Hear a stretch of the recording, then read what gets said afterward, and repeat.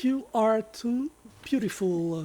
12h09 sur les ondes de RTCI. C'est la deuxième heure de Tour de Midi assurée aujourd'hui par Mandrzid à partir du Studio 10 avec la complicité technique de Tark Drissi et de Rim Trabelsi pour la réalisation digitale.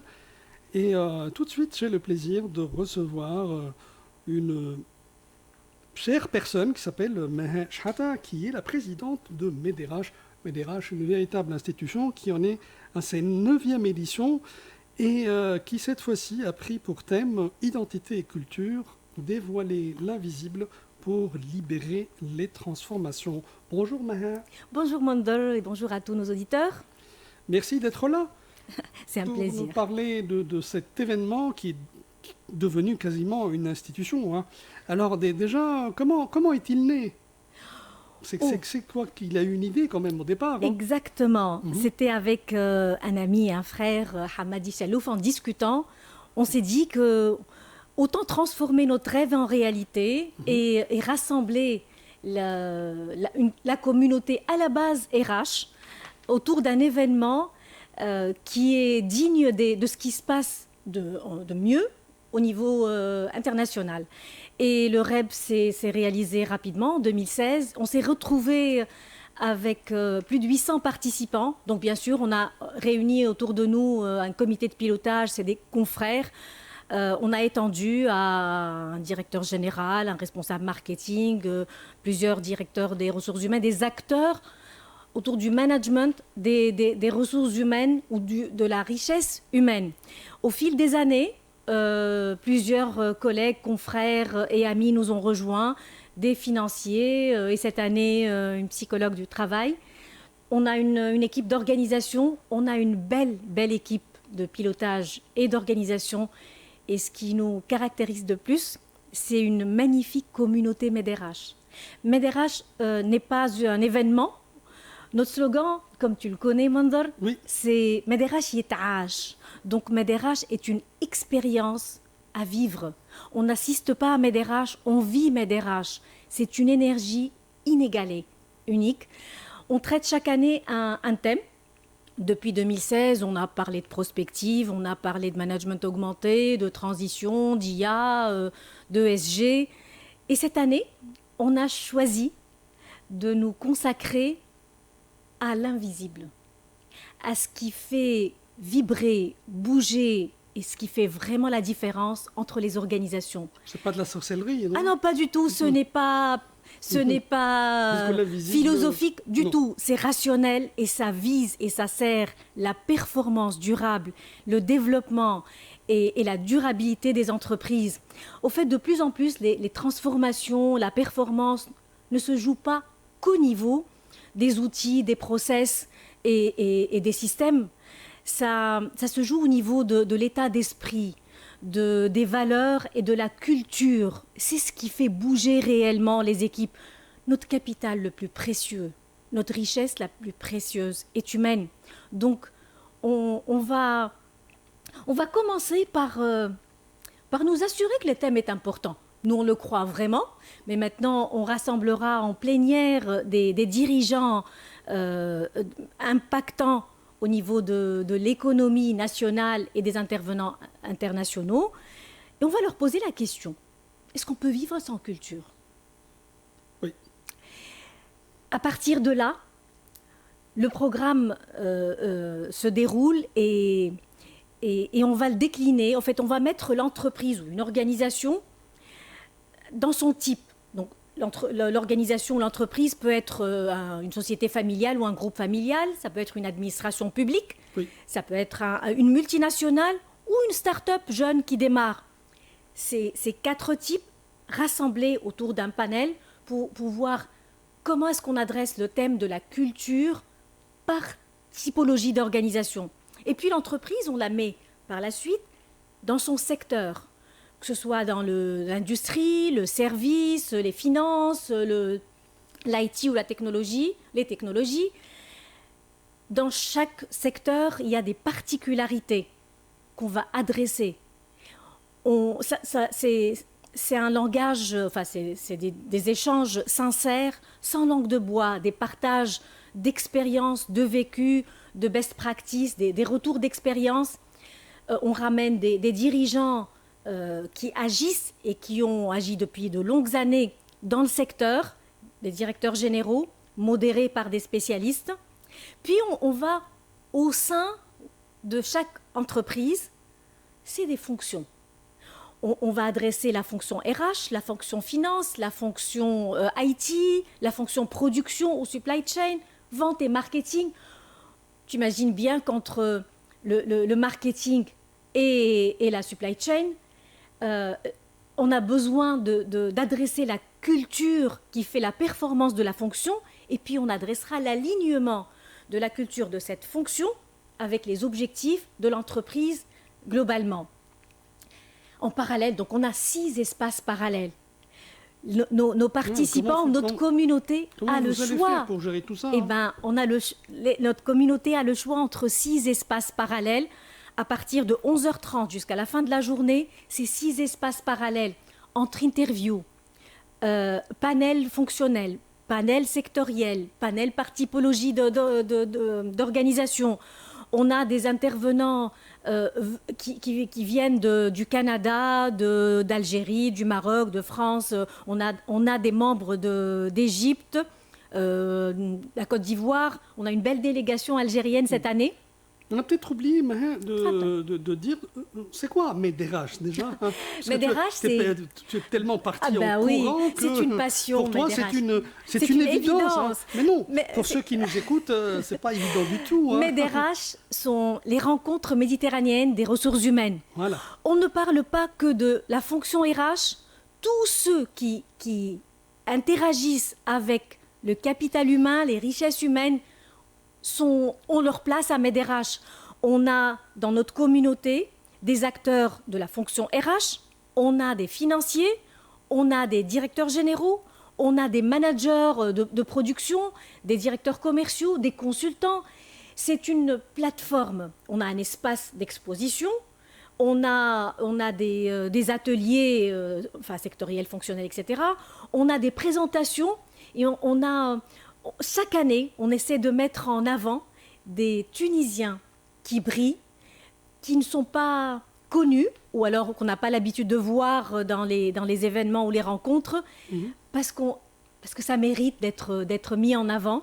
Et cette année aussi, on a notre lot de Tunisiens qui brillent, qui font honneur à la Tunisie. On a également un workshop qui parlera de valeurs, de culture, mais en jouant avec les Legos. Eh ben, c'est une nouvelle méthode. Ça permet d'en créer également.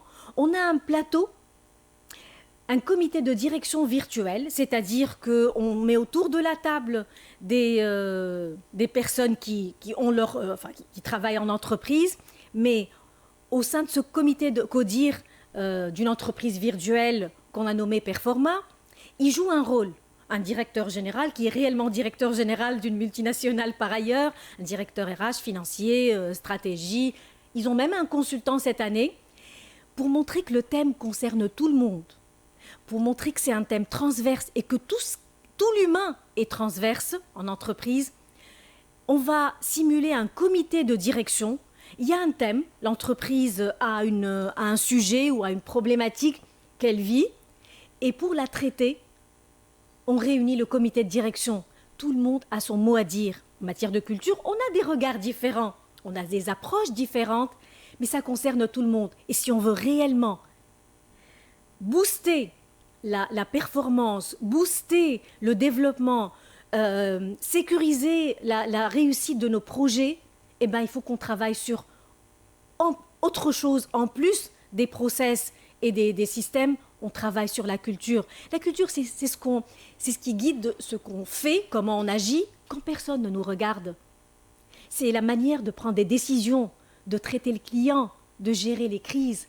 Tout ça fait partie de la culture. On adresse également l'identité. Et c'est un thème important. Le samedi matin, on aurait été... C'est déjà parti pour nous parler du programme. Hein. Bah oui, le samedi matin, Samedi, alors quel samedi? C'est ce samedi, samedi vendredi et samedi? Vendredi 14 et samedi 15. C'est ça. Donc le vendredi 14, on termine la journée riche de beaucoup de notions, de beaucoup de partage et de beaucoup de contacts humains. C'est très important aussi. Donc on arrive au samedi matin, on fait la synthèse de la veille, et puis on aura le directeur général de la Bourse de Tunis. Oui.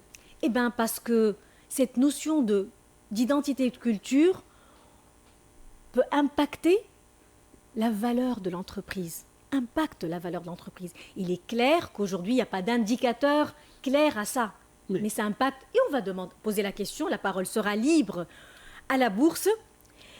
Par la suite, on alertera sur des dérives, sur des écueils, même des perversités, parce que si on ne gère pas bien des projets liés à la culture d'entreprise, ça peut dériver. On alerte, parce qu'il faut bien structurer nos projets. Mais la culture d'entreprise, excusez-moi, avec plaisir. Elle est comment elle s'implante au niveau de l'entreprise? Ah, il faut venir à MEDERH. Vendredi 14. Ah ben oui. Ben oui. Si tu veux en savoir plus, Mondol, t'es le bienvenu parmi nous, le 14, à Hammamet. Tu passeras une journée super. Tu seras entouré de très belles personnes, d'experts. Tu auras le choix entre 6 espaces. Tu seras en contact avec des dirigeants, des experts qui sont là pour le partage. Et tu fais déjà partie de la communauté MEDERH, donc tu es le bienvenu. Il y a une démarche pour travailler. Et d'ailleurs, samedi, j'arrive à la dernière étape du programme. Le samedi, avant de partir, on a un atelier, un workshop pour co-bâtir ensemble. Donc on aura des études de cas d'entreprise. Chaque groupe va travailler sur un cas pour bâtir un plan traitant de la culture d'entreprise. Et on aura un cas d'une petite entreprise, d'une jeune entreprise, un cas d'une grande structure. On aura des cas qu'on vit au quotidien, difficultés économiques, on a le démarrage, on a le changement de dirigeant.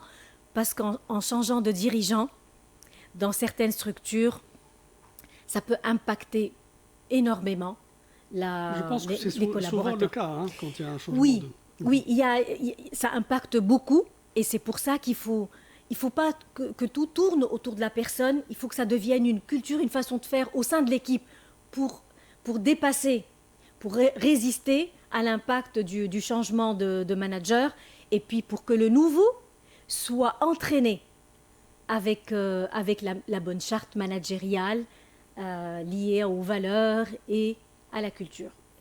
Eh bien, ils sortiront, toute la communauté sortira ou partira riche d'informations, d'éclairages, d'idées et de pratiques. L'objectif n'est pas que tout le monde sorte expert. C'est pas notre objectif. En un jour et demi, c'est impossible. Le réaliser en une journée et demie. Mais si on arrive à impacter, à ancrer dans l'esprit de toute notre communauté, et particulièrement des dirigeants, je pense. On a beaucoup de dirigeants. Que travailler sur la culture peut impacter la performance, peut impacter la rapidité de transformation et la manière dont tout le monde travaille. Le collaborateur a besoin de sens, les managers ont besoin d'aisance et de cadre, et le dirigeant a besoin d'être certain que tout ça travaille en harmonie. Moi, je serais tenté de vous poser quelques questions. Avec plaisir. Alors, la génération Z. Oui. Quel rapport avec la culture? Alors, la génération Z, le management de la génération Z est un peu différent, je ne peux pas dire très différent. Il est différent. Le rapport au travail est différent, le rapport au temps est différent, le rapport à l'argent est différent. Et on a besoin de nous adapter à eux. Manager, c'est s'adapter à autrui, aux collaborateurs. Donc, on traite ça aussi. On traite l'intégration de cette nouvelle génération dans une culture d'une entreprise qui est déjà installée.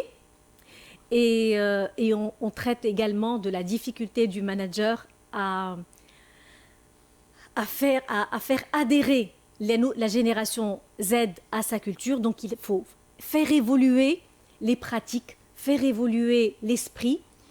On a parmi nous des étudiants.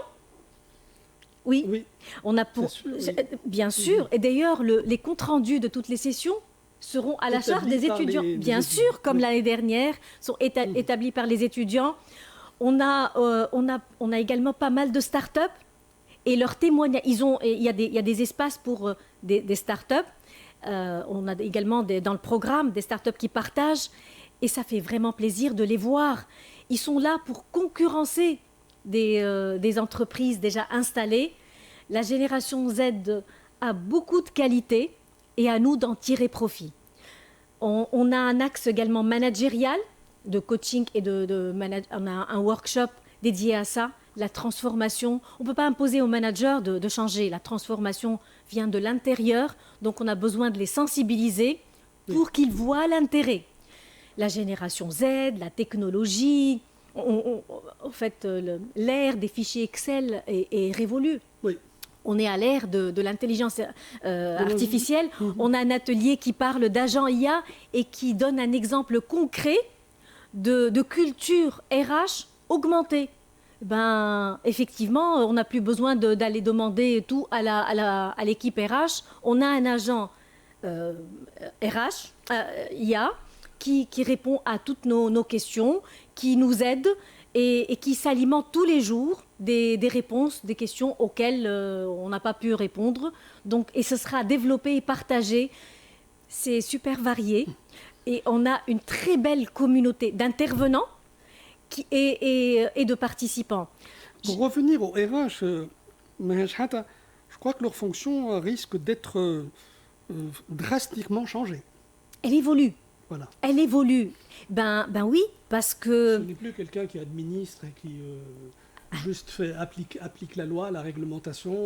Alors, les dernières statistiques disent que certains métiers au sein de la fonction RH vont pouvoir optimiser jusqu'à 80% du temps. Oui. 80% par des outils IA. Déjà, il faut déjà les utiliser. Il faut, pour gagner 80%.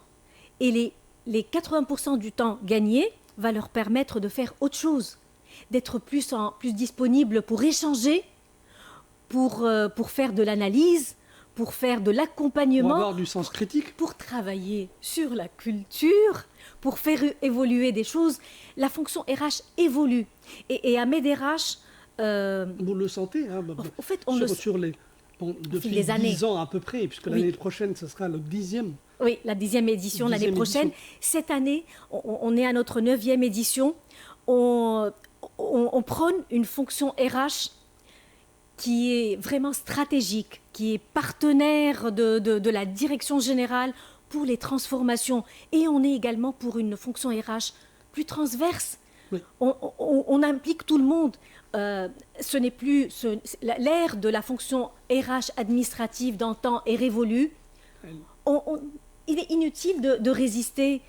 On a des outils IA, on a des besoins nouveaux, on a une génération Z et on a un marché qui s'attend à autre chose. On a des clients internes et externes qui s'attendent à autre chose et on est au service d'une identité différente, différenciatrice et compétitive. Et par conséquent, le RH doit avoir d'autres qualités que celles qui sont... On a besoin d'ouvrir l'esprit. Et c'est l'occasion pour être en contact avec ce qui se pratique le mieux. Les best practices. Best practices. Ici et à l'étranger, tout le monde vient pour partager ce qui marche, ce qu'il y a de mieux, les nouvelles pratiques, les nouveaux outils. En un jour et demi, on a un concentré, un condensé de savoir et de savoir-faire énorme. Il y a vraiment de ces événements qui permettent de gagner du temps. MEDRH en fait partie. réellement. Oui. Et puis c'est On venir... ne risque pas de perdre son dent pendant cette journée. Ah non, mais non, non. non. C'est chaque intervalle d'une heure est un concentré. Et les intervenants sont en train de se coordonner maintenant pour se préparer pour que tout le scope soit couvert pendant cette heure de temps. Et d'ailleurs, si vous avez d'autres questions par la suite, la communauté reste là toute la journée, la soirée et le lendemain. C'est une occasion de réseautage. Vous savez, le réseautage et le networking est très important. C'est vrai qu'on est occupé, qu'on a notre travail, on a nos responsabilités, on a peut-être nos activités associatives. Le réseautage professionnel est très important. Et là, c'est l'occasion pour avoir les acteurs clés du recrutement, de la formation, du conseil, du coaching, des dirigeants, des financiers à l'échelle nationale et internationale, de l'association le club DSI, l'association supply chain, les spécialistes du marketing, les spécialistes de la conduite du changement, des dirigeants. Toutes les fonctions de l'entreprise. Toutes les fonctions. On a aussi les médias, je ne vais pas les citer si ça dérange, mais on a tous les... qui seront présents. Qui seront présents, donc ça fait vraiment plaisir. Donc c'est une occasion, pour moi, c'est une occasion en or pour gagner du temps. Et tous ceux qui traitent d'humain, les entreprises qui voient un certain blocage, qui ont investi beaucoup de choses, blocage que ce soit dans l'état d'esprit, dans l'avancement des projets, dans la compétitivité, la performance, l'adaptation au marché, parfois le recrutement, ou alors ils sont un peu dépassés, ils sont concentrés sur leurs produits, sur leur production, et ils n'ont pas mis à jour leur système et leurs process. Rendez-vous les 14 et 15 à Hammamet, à Médérache. C'est l'occasion pour... Médérache, j'ai beau en parler, il n'y a rien qui vaut cette expérience.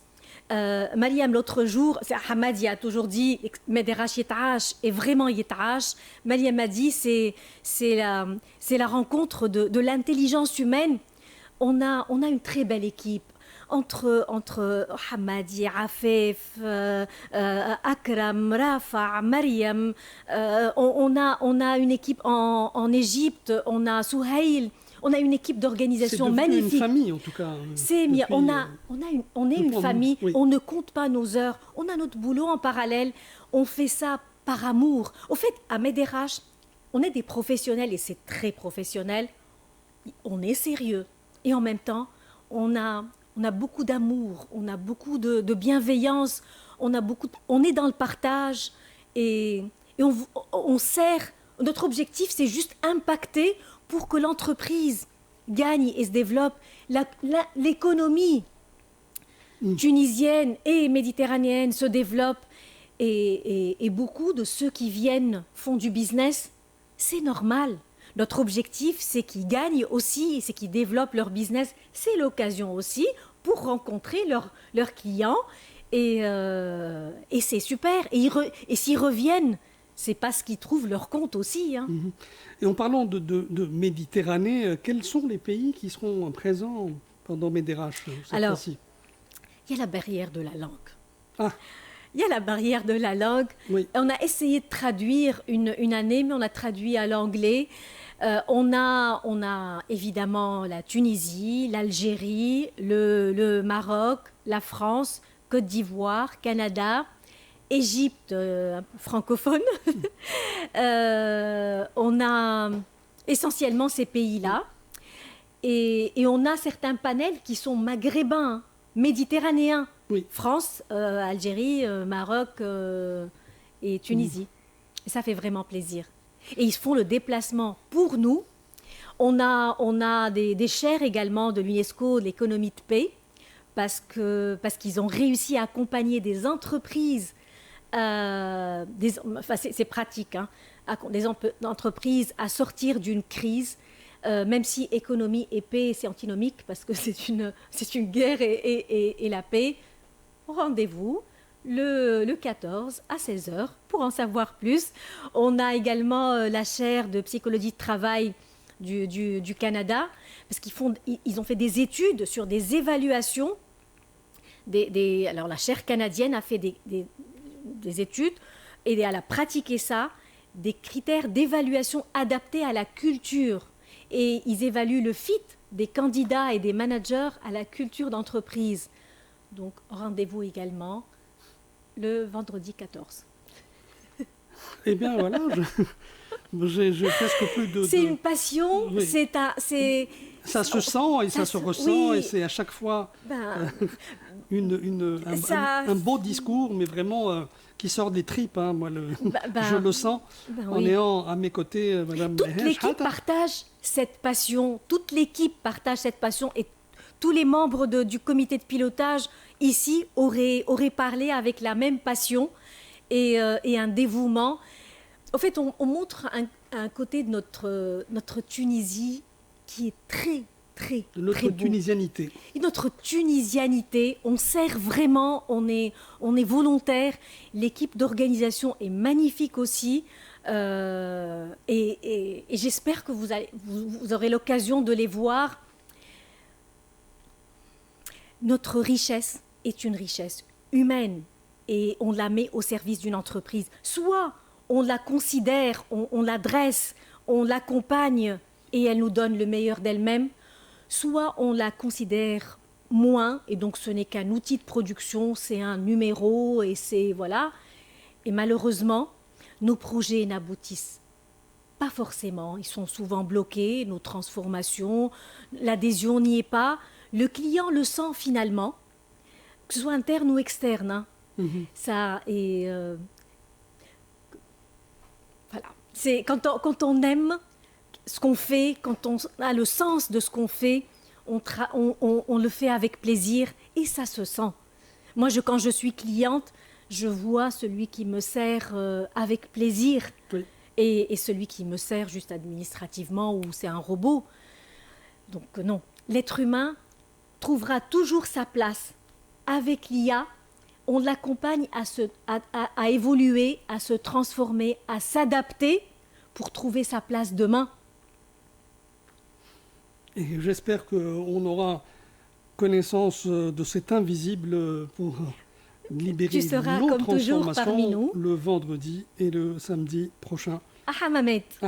Merci beaucoup. Médérache Yitrache. Médérache Yitrache. Merci beaucoup, Madame Chata. Vous êtes présidente de Médérache. C'est la 9e édition sous le thème Identité et culture, dévoiler l'invisible pour libérer les transformations. Encore une fois, merci d'avoir été des nôtres. Merci à toi. Merci beaucoup. Light my fire.